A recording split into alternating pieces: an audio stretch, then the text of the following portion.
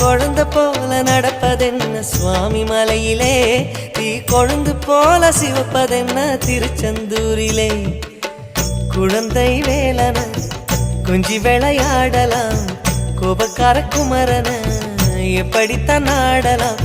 குளத்தை போல மனசு கலங்குது, குமரா தெளிய வச்சா ரொம்ப நல்லது.